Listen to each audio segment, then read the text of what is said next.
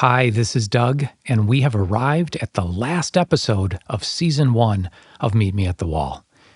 In this episode, we are really excited to share some of Florence's writings, as well as our overall thoughts and learnings from the podcast so far. But first, and on behalf of Anne and Betsy, we also wanted to share a quick message of thanks to you, our loyal listeners, for joining us on this journey. Please feel free to invite others looking for a pleasurable pause to join us at the wall. And finally, if you feel inspired, we'd certainly appreciate it if you left a review wherever you listen to your podcasts. Thank you.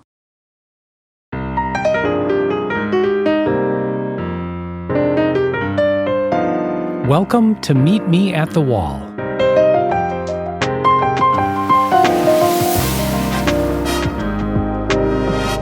A podcast exploring author Anne Goodwin's time-traveling journey after discovering hundreds of letters written to her grandmother over a century ago.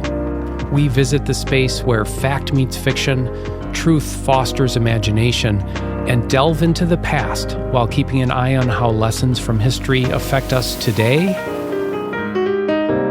and even tomorrow.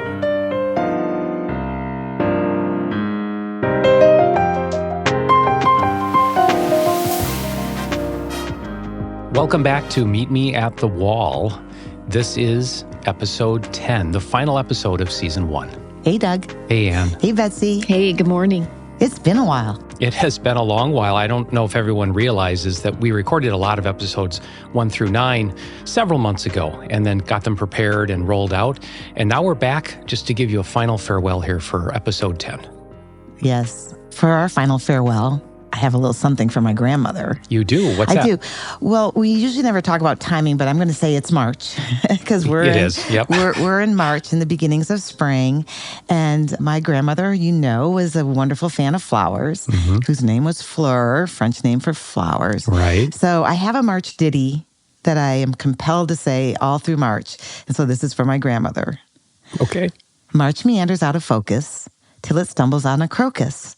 What a silly hocus pocus to have such a thing as a purple crocus poke us into spring. Oh, my goodness. Well done. Thank you. It's anonymous. I don't know who wrote it, but I've said it for decades every March. And I love it. That one was for Fleur. Thank you. So what else is new?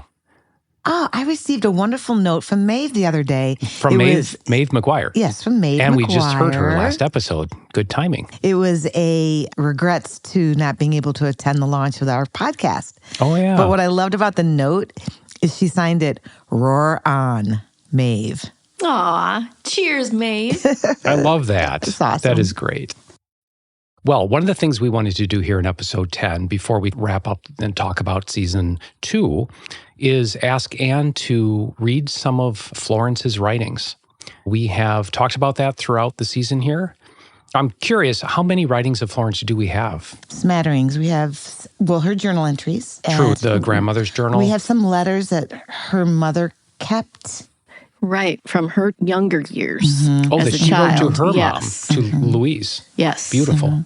Yes. And so today's readings, we're going to have a little smattering of when she was 20 years old at Sweetbriar. She wrote a letter home. And then she was in Virginia. They were in Virginia. My grandfather attended law school in the 30s. And they had a surprise visit somewhere, and she wrote about that. A letter home to her Aunt Adelaide. And then the third reading is going to be one of her short stories. And all of these little pieces are what has helped provide the voice for Florence because they come through. Take it away, Anne.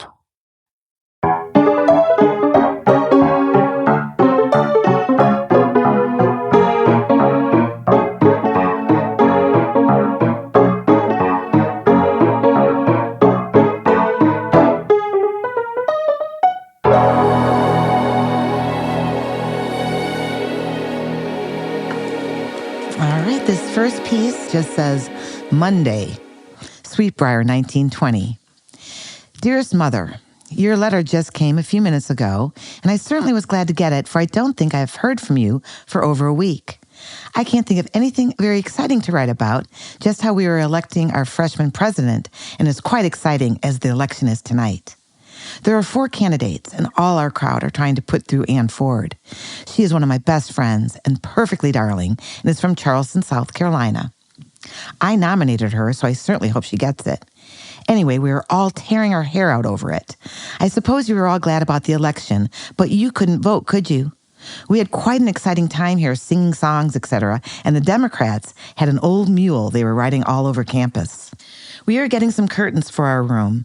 They are Alice blue ones, and I'm going to have a couch cover made if I can ever find anything to match the curtains. Also a blue lamp, as Mary, my roommate, has a pink one. Our room is awfully small and is really quite an intricate place to get around in until you get the system. The desk is in a corner, halfway between 2 beds and the 2 windows, and you have to get in sort of sideways and almost fall out of the window when trying to get out, but otherwise it's very nice, except for having to move the bookcase out into the middle of the room every time I want to get into my closet and have the beds slide halfway across the room every time everyone sits on them. For it is a corner room and the sun is in it all day. Later, I went out to play tennis, so didn't have time to write anymore. We just had our election, and Anne was elected. We are all so glad because I know she will be awfully good. Today has been perfectly lovely, almost too warm to play tennis, but I wish you would bring my fur coat down with you if you possibly can, for I think I will need it before I go home. One of the seniors, Rhoda Allen, who lives in Olean, is going up to Princeton for the game this weekend, and she's going to try and look you up. She's very tall and dark and marvelous looking and simply darling. Be sure and wear the black evening dress and not the blue tulle. If you aren't going to have another, I certainly would wear the black on both nights because it's very becoming, and the blue one hasn't any style at all. Someone is making fudge, and I think I shall have to go and see if it is any good. Lots of love to you and the Mackeys, Florence. P.S. I may be able to come up to Thanksgiving weekend or the weekend before. Maybe. That is beautiful. Wow, I see what you mean about her voice. There it is. That is crazy. Oh, and the logistics of that room. And hysterical. It is hysterical. And the election. So that was for what again? The president of the class or something? President of the class election. But then she also mentioned an election. That's what I thought. I was trying to figure out. Democrats having the mule on campus. Exactly. And mentioning about her mother's ability to vote.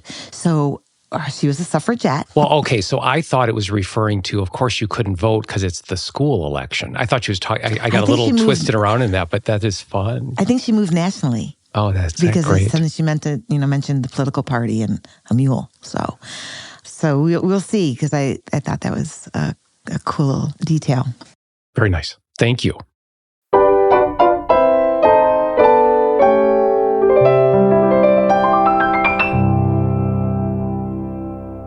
A Simple Sunday Supper. Letter to Adelaide Chase from niece Florence Westgate Crawford. Edgewood Lane, University of Virginia. Benj is in law school. October 22nd, 1934. Dear Aunt Adelaide, I started to answer your letter last week, and then we were going to have such an interesting trip Sunday, I decided to wait until I could tell you about it. Benny has played golf several times with a Mr. Somerville, who lives in Orange, Virginia, 30-some miles from here, and found he had played with him in a tournament in Pinehurst. Well, Mr. Somerville asked us to come over for supper, really dinner, yesterday. So we went, and what a place it is. Their home is Montpelier, built by James Madison over 140 years ago. We arrived about 4, had to pass inspection by the man at the gates, drove through a lovely woods, past their own racetrack, then around an enormous circle of lawn and up to the house. Mrs. Somerville was a DuPont, and her father bought the place around 1900, added several wings to it, kept it generally in flourishing condition, and then gave it to her when she was married. The boxwoods in front of the house are at least 20 feet high. We went up enormous steps to a porch with large columns and into a hall the size of our living room at home. Then Mrs. S. appeared and took us to the gardens, enclosed by the box set out by the Madisons, which you enter through a lovely old iron gate. Due to the hard frost we had a week ago, there wasn't much in the way of flowers, but the beds and walks are all bordered with box and filled with many rare and old shrubs, etc. I could have spent hours there, but Mr. S. appeared and insisted we go see the stables. They each have their own, and I suppose have 40 horses altogether. I don't know anything you can be stupider at than viewing a lot of horses when you know nothing whatever about them. After about the 30th, it seems quite monotonous saying, "What a lovely color. What a lovely coat. What a lovely horse." But we had to see each one and learn all about it. Of course, I had read Black Beauty in my youth, just about the closest I've ever been to a horse before, and I expected Benj to start sneezing any minute. Then we rode 2 or 3 miles to see a pond stocked with fish through quail country, where they do their hunting. By that time, the sun was setting and the full moon was rising, and the whole setting was so beautiful, we were all quite overcome. Back to the house, which I could hardly wait to go through, and that just seemed like Mount Vernon and Monticello all rolled into one enormous mansion. I think there were 5 drawing rooms filled with a collection of the most priceless old furniture, probably in the country. Beautiful marble mantels and fireplaces, vases, chandeliers of crystal, collections of Wedgwood china, and the walls were covered with rare prints. Some of the rooms were more formal than the others. I remember one particularly with pale gold satin draperies and pale blue walls. All the windows had Venetian blinds, and with all the grandeur, it all seemed very livable. There was a great deal of chintz in some of the rooms, a soft blue which was used throughout the house. It was simply overwhelming. I suppose a collector could spend weeks there and still miss some of the things. Then we went up a beautiful staircase and looked in some of the bedrooms. By that time, I had nothing to say and just looked. There's another sitting room upstairs where Mrs. Somerville has all her trophies. Dozens of cups, etc., won by her horses at various shows and races, and a cabinet occupied one of the rooms filled with blue ribbons, also red, yellow, pink, and white ones. Then we went down to an informal sitting room, which they used most of the time, and had a toddy. And I must say we needed it, for by that time we were practically speechless. Then dinner was served in a vast dining room, not one beautiful sideboard, but 5 or 6, covered with marvelous old English silver. There was an exquisite silver candelabra at each end of the table, with small silver vases filled with roses in between, a menu in a silver holder at each end, and Benny's idea of just what a Sunday night supper should be: soup, oysters, fried, turkey, 4 vegetables, delicious salad, and a mold of ice cream for dessert. Then coffee, and the men played billiards in the billiards room across the hall, which I didn't mention. Before dinner, 2 strange men and an elderly woman appeared. Never did find out just who they were. Guessed the men were brothers or cousins or something and lived there. And the older woman, who was very nice, an aunt of Mr. Somerville, who lives nearby. We left about 9 o'clock, feeling that we had seen so much we could never assimilate all of it. The Somervilles are quite young, under 40, I would say.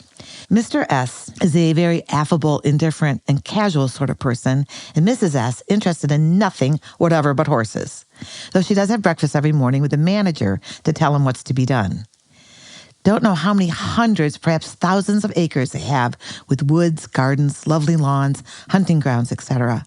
The boxwood alone is famous, and such enormous specimens I have never seen. Near the house are 2 cedars of Lebanon, very rare, planted by the Madisons. Don't suppose there are many places like it in this country, and certainly I have never seen anything like it before and never expect to again. Our next-door neighbor had us for dinner the other night with another nice couple and a professor from the law school. More the kind of dinner party we're used to. Love to you both. Florence. Wow. Now that one reads almost like a movie script, describing what's going on, all the comments, thoughts in her head. Oh, that was beautiful. Quite a place, too. It's amazing how you channel her voice in your writings as well. The similarities are just outstanding. They just come to me. Yeah. I don't know another voice maybe for her. So it's true. You're right, Betsy. It is like, here's a fact or fiction. Did you write that, Anne? Or is that really a letter? No, you didn't. Just got back. But the details are just incredible, and it's just really, it's like you're there. What a place. What a place, what an evening. Oh, I have a little story about it, though. What's that? You know, Mrs. S? Yes. And her meetings with the manager. Mm-hmm. She ditched her husband for him. Oh, she did? She married the stable manager. Oh, interesting. Have a Google. Okay. And she was the DuPont, right? Yes. Yeah. Turned Somerville. Turned something else. And there's a wonderful photograph of she and her new beau. Excellent. Well, we will put that in the show notes. If we can find it. If you can find it. Okay. We can find it. I'm just taken aback at what letter writing was like then. I can't think of a single email or even letter that I've received in my life that goes into that much detail about something. But wonderful. Because we would have a phone call, let's say, or what have you. Mm-hmm. Yes. And to sit with that letter and write it and relive the experience, and then have someone be able to sit down and read the letter and live the experience because of that time taken in detail and writing. And just as a reminder, this letter was dated when? 1934. 1934, so over 90 years ago. Wow. I think we have to go visit Montpellier and see all of those beautiful chintz. What is a chintz? I'm in. Okay. Sorry. Chintz is a type of fabric. Oh, it's a fabric. Okay. Yes. Thank you. Chintz. Chintz. Ends with a Z. Chins. But it's chintz. Okay. Thank you.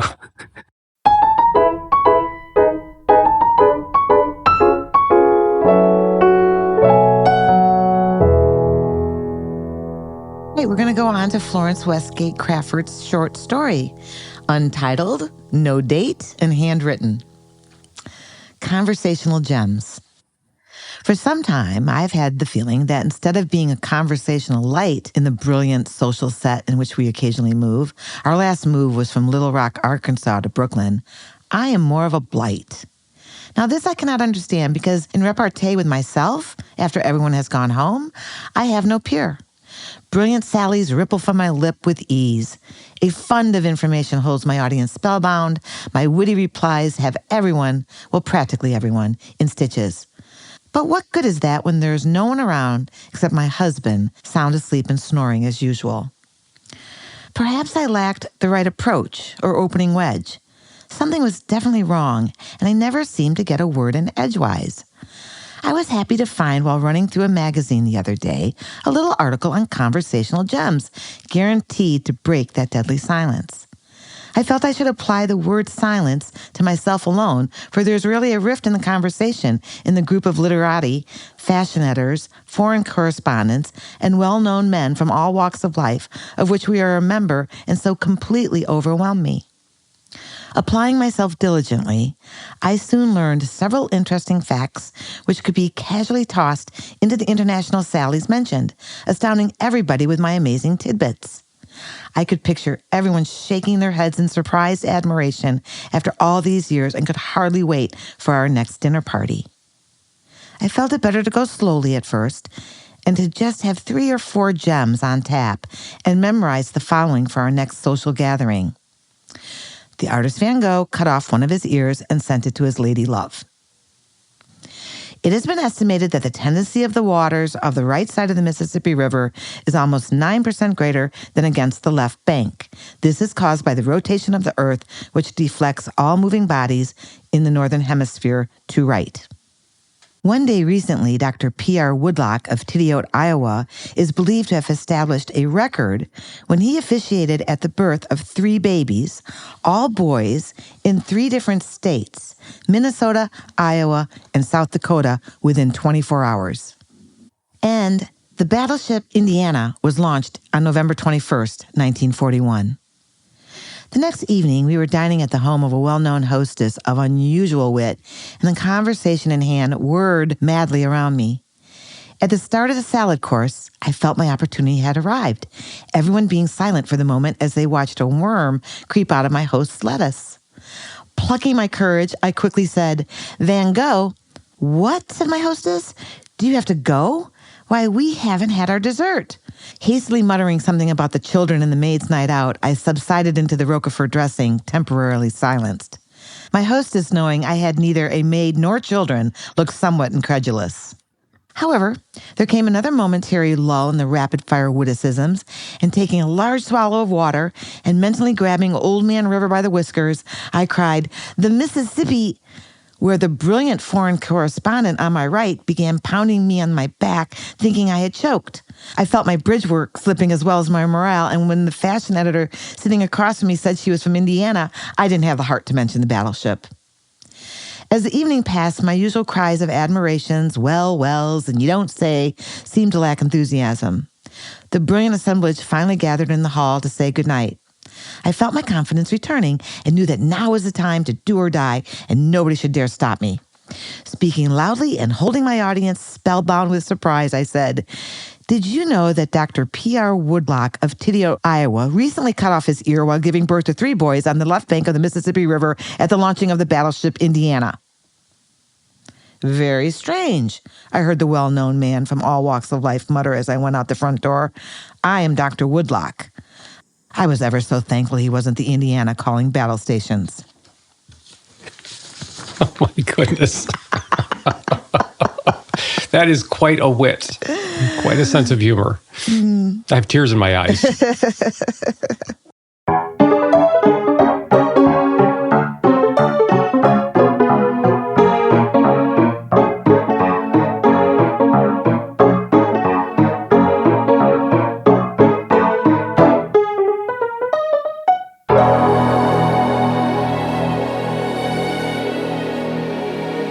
And how cool that we were just talking about you channeling your grandmother. To me, that was Flo channeling Lou. Yes. And Lou's pageants that she wrote. Yes. With the same sort of humor and irony. Yes, exactly. That's amazing. Thank you for digging that up. It was a fun visit with Fleur. And after this whole season, hearing so many sketches from you, to finally hear some of these writings of Florence, this is a real gem. I'm glad that they sort of meet. They do. Because it would be very strange elsewise. It would. Who's that person? I would like to invoke fact or historical fiction and ask Fleur a question. Cue the music.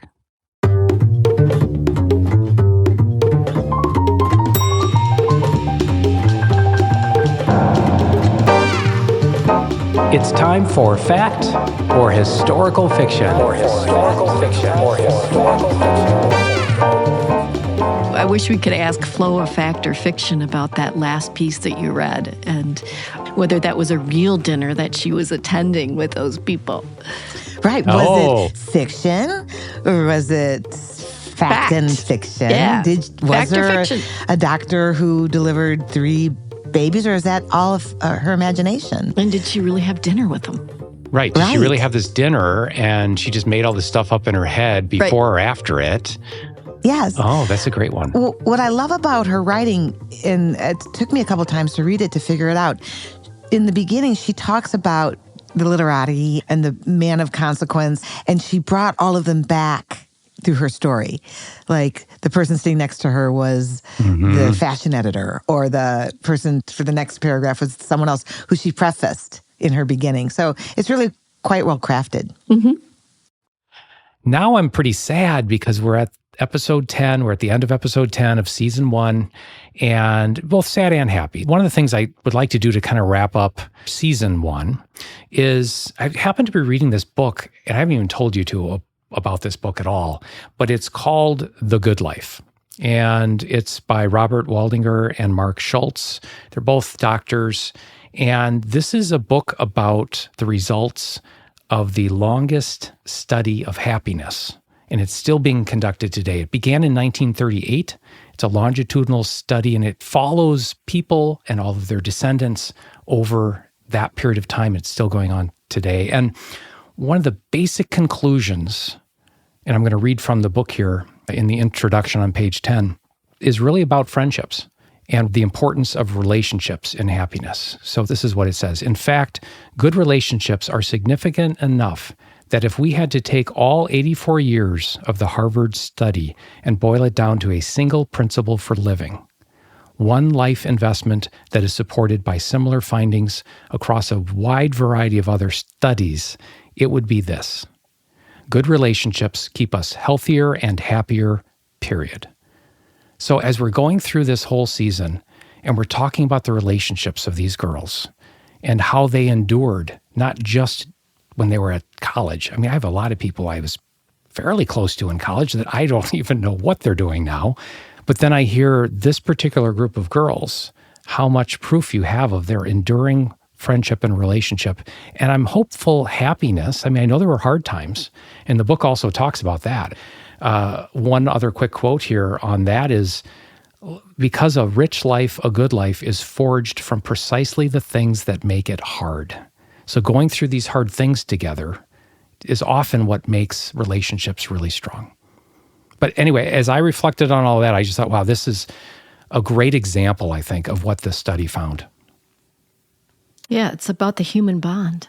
It is. And connection. Right. And how that strengthens us. Yes, and going back to the picture on the wall, you see these women and they are so connected. Their bodies, their eyes, their smiles, or more somber faces, actually. There's something about that just portrays strength to me and definitely connection. And then the letters prove that was the basis of their relationships. They were strong women and they did face, leaving the 20s and going 30s and 40s, they faced individual trauma and challenges and were there for each other. They suffered great loss. And then they also had great joy. And that is the relationship part of happiness, is knowing that you matter. Mm-hmm. And feeling connected is what keeps us whole. And when you have a hard time, there are people there to support you. Absolutely. Do you think the nature of relationships is different now for human beings? I mean, those women had decades and decades of letter writing and connection and supporting one another. Do we continue to have that? I wonder, because what I observe, which is very disturbing to me, let's say I'm sitting at a gate ready to get on a plane, and I'm looking around and there's families with small children traveling, and there's older people and there's couples or whatever, and everybody's looking at a device. Nobody is talking to each other. Parents aren't talking to their children. Their children have extra big devices that they can be 2 years old and manage. And there's no interaction, where the days of travel, if you used to travel and choose to connect, you could make a friend at the gate. Mm-hmm. They're not even making friends with their own families at this point. And I think that ultimately relationships are changing. Maybe they're more fleeting, not as long-term. I mean, you mentioned, Doug, about having friends in college, and I did too, and I don't know that I'm really close to any of them anymore. Well, and there are often friends for a season or friends for a reason, and then there are friends for life. And plus you've got family and you've got all of these different types. And this book does a great job talking about all of this. But what we're talking about now here with the lack of connection, perhaps, I definitely do see the amount of interruption that can happen because of these devices too. Like, you could be having a great conversation and then all of a sudden the person you're talking to is completely distracted because something lit up on their screen. Mm-hmm. You lose them. We were just talking here. It's like, it just kills me. So it's something where I do think it is different now. But we can still have these good relationships. And believe me, they're so important. Absolutely. And what I wonder, though, is in our world of device-oriented living, is what kind of memories are being built? What kind of memories are being built if everybody is engaged in a screen as opposed to being present in the moment, be here now with whom you are with? And what's being lost is shared experience, because everyone's having individual experiences while they're together. It's strange. It just ends up, I think, we are in a strange place. That is well said. Well, and I think these girls on the wall taught us a lesson about friendship. And writing a letter. And writing letters, notes, and it's never too late. That's the other thing we can remember, is it doesn't have to continue being the way it is. You can make changes in your individual life. I do remember a time, and I'll just admit this, that I was working. I always work hard. If I do take something on, I just can't help it. I'm just all in. But I was working very, very hard in my career. And this is over a decade ago. And Tracy's like, when we go somewhere and you've got that phone and we're even riding in the car going somewhere, you're constantly looking at it. It was really bugging her. And I made that change. I said, okay, I'm going to stop doing that. Maybe there's a call I have to make or something that has to be done, and that's all fine and good, but I'm not going to keep looking at it just to scroll and see what's new. I can just look at the landscape as we go by and talk to Tracy, or just be silent together. And then the other device that is interesting from a relationship standpoint is the watch that communicates everything. So I feel like when I'm talking to someone who is connected to their watch, they constantly look at their wrist. And I feel like, are you late for something? Do you have another engagement? It's like, what's going on? Oh, my garage door just opened. Well, who cares? Oh, it's so true. And I'm wearing one. So sorry. But I haven't looked at it during this whole time. And we also keep our phones outside of the studio so that we don't have any electronic noise. Although kind of fun during this session, Anne's phone was ringing right outside the door. It was quite loud, so we had to pause, ironically. Well, it is a trumpet. It is a trumpet song, yes. Betsy, did you have something? I was just thinking about letters and how they can almost serve like a diary. You keep your letters in a box, and every now and then you look at them again, right? You read about that day that you had on the beach with somebody. As compared to now with email, I don't go back into my email and reread those for pleasure. No. Email is more functional. And as I mentioned in the earlier podcast, we know more about families and Frank and Maeve's lives via the letters from their mothers to Flo than they knew themselves. We could present memories that Shiny or Kay shared that were part of their lives. And so we actually have several diaries because we have all of these friends' piles of letters. So they're little diaries of their lives, which is interesting. Exactly, and that helps to build memory or fortify the memory.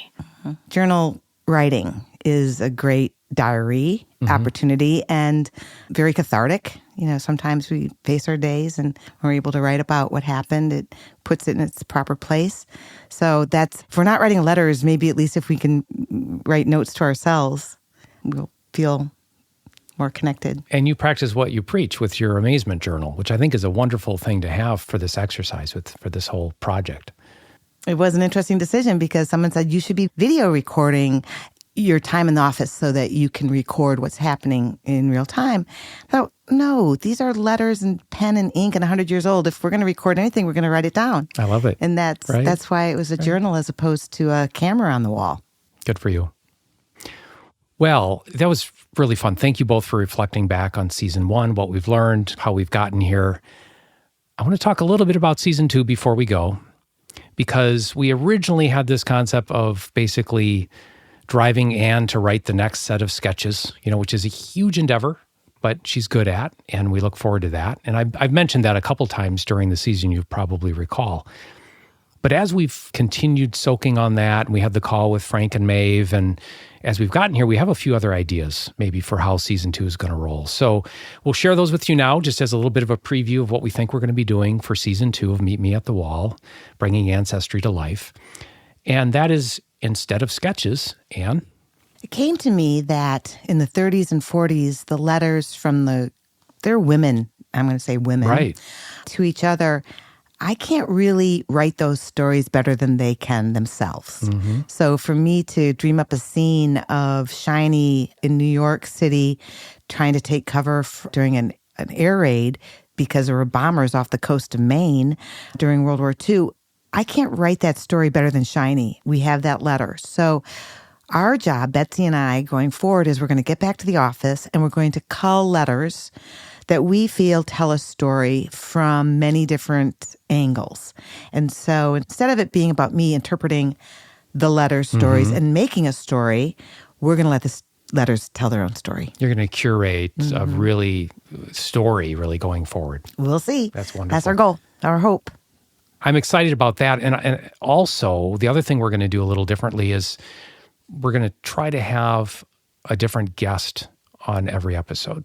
Maybe we won't make it on every episode, but we're going to have different guests throughout the season so that we can talk to historians about other aspects of bringing ancestry to life, talk to other people who have stories about letters and how those have made a difference in their life, talking to others maybe related to your family story in Titusville and what have you, and the history there and how we can dig deeper. So I think that will be a lot of fun too. I think it's going to be a potpourri. A potpourri of different things for season 2. Season 2, which I'm like going, whew. Yes. Because the page was blank for the 30s and 40s, but I think we have a really exciting new approach to how we might want to move this story forward. Well, and I think we need to remain open to how the girls on the wall direct us. Oh, yes. Oh, as that's always. a good point. Yeah. Because they're there. Yeah. They're there, so who knows? We say this now, and then maybe I'll be writing furiously Right. because something has popped up. Well, Anne and Betsy, I have been honored to be part of this, and I've had so much fun, and to deepen our friendship and to create a friendship with you. It's been wonderful. Thank you so much. We look forward to season 2.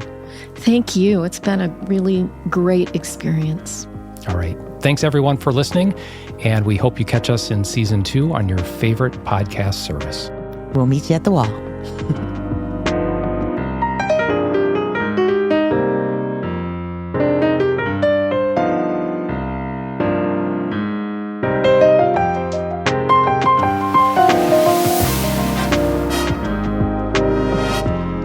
Meet Me at the Wall is hosted by Doug Martinet, Anne Goodwin, and Betsy Schmeeken. Music is written and performed by Alex Vance.